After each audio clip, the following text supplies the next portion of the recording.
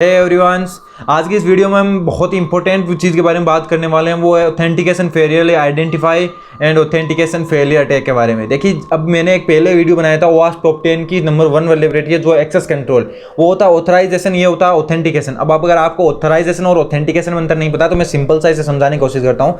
देखिए, ऑथराइजेशन और ऑथेंटिकेशन में सिंपल सा अंतर होता है। ऑथेंटिकेशन मतलब आप वेबसाइट को बता रहे हैं, अगर मैं एक सुरेंद्र लॉगिन करना चाहता हूँ तो मैं वेबसाइट को बताऊंगा कि मैं ही सुरेंद्र हूँ। वो कैसे बताऊंगा?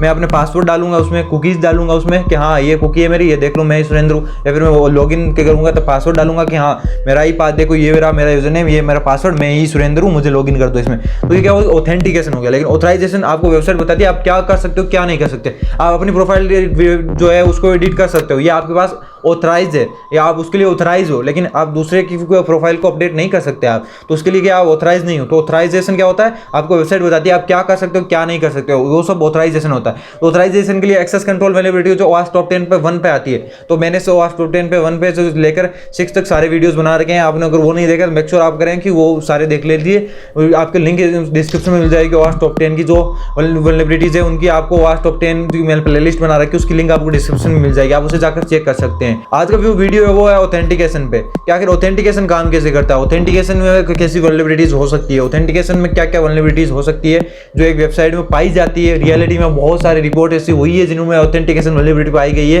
तभी ओवास्प टॉप 10 में 2021 में ये वल्नरेबिलिटी 7 नंबर पर आई है। मतलब बहुत सारी वेबसाइट्स में ऐसी पाई जाती है अभी भी रिसेंटली, और क्योंकि ये रिसेंटली अपडेट है तो इससे आप इतना सीरियस समझ सकते हैं कि कितना सीरियस हो सकता है ऑथेंटिकेशन में कोई वल्नरेबिलिटी पाना।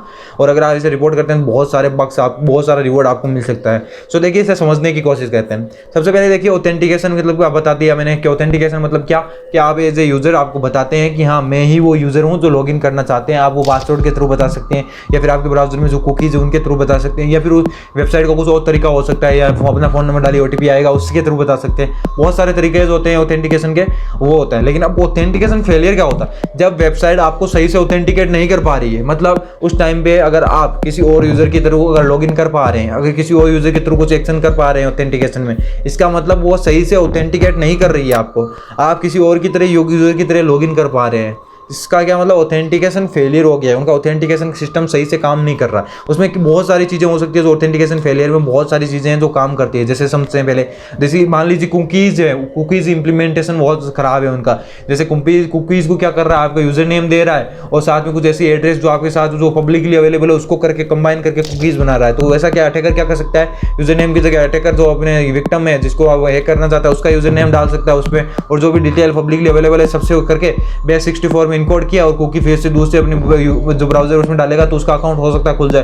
तो ये वल्नरेबिलिटी हो सकती है। कुकीज का सही से इंप्लीमेंटेशन नहीं हो रहा है, पासवर्ड को सही से इंप्लीमेंट नहीं किया जा रहा है, वहां पे SQL इंजेक्शन मिल जा रहा है जिससे ऑथेंटिकेशन बाईपास हो जा रहा है, तो वहां पर भी ऑथेंटिकेशन फेलियर हो गया। यूजर नेम इन्यूमरेशन कर पा रहे हैं कोई, मतलब साइंस अब यूजर नेम पासवर्ड गलत डाल रहा है, लेकिन यूजर नेम अगर सही ट्राई कर रहा है कि कौन सा यूजर नेम सही है तो उसे पता चल जा रहा है कि ये यूजर नेम सही है जो फर्दर अटैक के लिए काम में ले जाते हो, तो वहां पे भी एक ऑथेंटिकेशन फेलियर हो गया।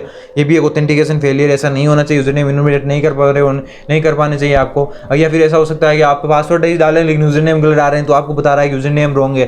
तो उस टाइम पे आपको समझ सकते हैं कितना इन्यूमरेट कर सकते हैं वेबसाइट में, ज़्यादा से ज़्यादा डिटेल आप फाइंड कर सकते हैं वेबसाइट के बारे में कि आखिर वेबसाइट काम कैसे करे। हो सकता है आप साइनअप में ऐसा फंक्शन हो जिसमें आप एक ही यूजर नेम एक ही ईमेल से बहुत सारे यूजर नेम से लॉगिन कर पा रहे हो। तो ये भी एक बहुत बड़ा इशू है कि अगर मान लीजिए एक ही ईमेल आईडी से आपके किसी 5 यूजर नेम से आपने साइनअप कर लिया, तो अब जब भी पासवर्ड रिसेट का जाएगा आपके कभी पासवर्ड रिसेट पे ऑप्शन करेंगे अपनी मेल डालेंगे तो 5 यूजर के पास जाएगी पासवर्ड रिसेट की वो।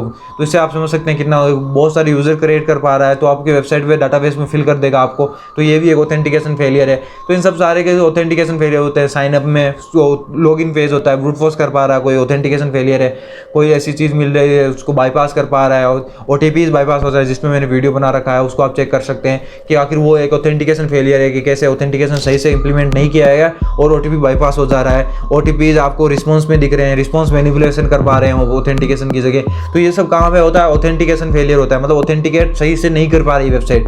आप जो चाह रहे हैं एज अटैकर वो वेबसाइट पे जो चाह रहे हैं वो एक्शन कर सकते हैं। किसी के चाहे उसके थ्रू आप लॉगिन कर पा रहे हैं, किसी और के अकाउंट से आप लॉगिन कर पा रहे हैं, किसी और के यूजर को नेम और पासवर्ड बिना यूज किए आप उसके अकाउंट में एक्सेस कर पा रहे हैं। तो ये ऑथेंटिकेशन फेलियर होता है। बहुत सारी वल्नरेबिलिटीज है, आउट है जो ऑथेंटिकेशन फेलियर के बारे में आपको बता देगी। आप सिर्फ लिखिए आपको ऑथेंटिकेशन बग बाउंटी रिपोर्ट्स या फिर ऑथेंटिकेशन वल्नरेबिलिटीज़, तो आपको इतनी सारी वल्नरेबिलिटीज़ मिलेगी जिनको आप पढ़ सकते हैं, उनके बारे में ज़्यादा से ज़्यादा डिटेल जान सकते हैं, देख सकते हैं कि वो कैसे फाइंड हुई थी, क्या वेबसाइट में सिक्योरिटी मिसकॉन्फ़िगरेशन था, किसकी वजह से ऑथेंटिकेशन फेलियर हो रहा था, क्या उसमें टेक्निक यूज हुई थी, इस सब के बारे में रिसर्च कीजिए, क्योंकि अब आप जान चुके हैं कि ये काम कैसे करती है। अब अगर हम प्रिवेंट की बात करें, आज मान लीजिए आप एज ए पेन टेस्टर जाते हैं, तो आप इसे कैसे प्रिवेंट करेंगे। वेबसाइट कहेगी, आप ऑर्गेनाइजेशन ने कहेगी भाई अब तुम एज ए पेन टेस्टर आए हो, तुम्हें हैकिंग का नॉलेज है, बताओ हम कैसे इसे प्रिवेंट कर सकते हैं। या फिर आप बग बाउंटी में इंप्लीमेंट करते तो उस टाइम पे आप सजेशन में देख सकते हैं कि आप इसे कैसे इंप्रूव कर सकते हैं। बहुत सारी जगह आपको प्रिवेंट भी काम आते हैं, तो उस प्रिवेंट के टाइम पे आपको क्या करना है, सारी चीज़ों को देखना है कि ऑथेंटिकेशन कैसे कैसे बाईपास हो सकता है। साइन अप है उसमें एक ही ईमेल से एक ही लॉगिन हो, एक यूज़र नेम से एक ही यूज़र नेम बने, या फिर यूज़र नेम सबको अलग अलग मिले, या फिर उस टाइम पे जब OTPs हो रहे हैं तो OTPs रिस्पॉन्स में ना आए, रिस्पॉन्स मैनिपुलेशन ना हो पा रहा हो, अगर ऐसा कुछ ना हो पा रहा हो जो ऑथेंटिकेशन फेलियर को लेके अकाउंट टेक ओवर लगे, ऐसी चीज़ों को आपको रोकना है। और जितने भी अटैक्स हैं और जो आपने आज तक पढ़े हैं उन सबको रोकने की कोशिश करनी है आपको। मैंने जो कहा था रिसर्च कीजिए, रिसर्च में जितनी भी रिपोर्ट पढ़ते हैं उनके नोट्स बनाइए कि हाँ इसमें रिपोर्ट में ये वजह थी जिसकी वजह से बाईपास हो रहा था, ताकि आप जब भी किसी कंपनी में जाएँ तो आपको पता रहे कि हाँ मुझे इसकी वजह से ये रिपोर्ट मिली थी, उसके में ये हो सकता है कि हमारी वेबसाइट में ये वल्नरेबिलिटी। तो आप डेवलपर को कहिए भाई देखिए ये वल्नरेबिलिटी हमारे में हो सकती है, तो इसको इंप्लीमेंट कर, इसका कोड सही कर, ऐसे कर। तो उसमें क्या एज ए पेन टेस्टर आपका यही रोल होगा वेबसाइट में, आप पेन टेस्ट करेंगे, बताएंगे कि ये कमियां हो सकती है, लेकिन आपके पास नॉलेज तो होना चाहिए पेन टेस्ट करने से पहले। तो आपको ये नॉलेज देता है OWASP टॉप 10 की, जो आप बाकी वीडियोज़ की भी देख सकते हैं, और नेक्स्ट आने वाले वीडियोज़ को भी जरूर से जरूर देखिएगा। हाईली रिकमेंड करता हूँ हर बिगिनर को, ताकि आपको एक मिल पाए देखे कि हाँ ऐसे वल्नरेबिलिटीज़ होती है, ऐसे काम करती है, ऐसे इसका रिस्क इम्पैक्ट होता है। इन सब से आपको पता चल पाता है कि हाँ वेबसाइट्स पे कैसे वेब एप्लीकेशंस काम करती है। सो मेक श्योर आप अगले वाले वीडियोज़ भी देखिए। अगर ये वीडियो पसंद आया तो आप इसे वीडियो को लाइक कर दीजिए, चैनल को सब्सक्राइब कर दीजिए, अपने दोस्तों के साथ शेयर कीजिए, ताकि इस चैनल की ग्रोथ में आप भी साथ दे सके, ताकि मैं बहुत ज़्यादा वीडियोस और बना सकूं आपके लिए ऐसे ही।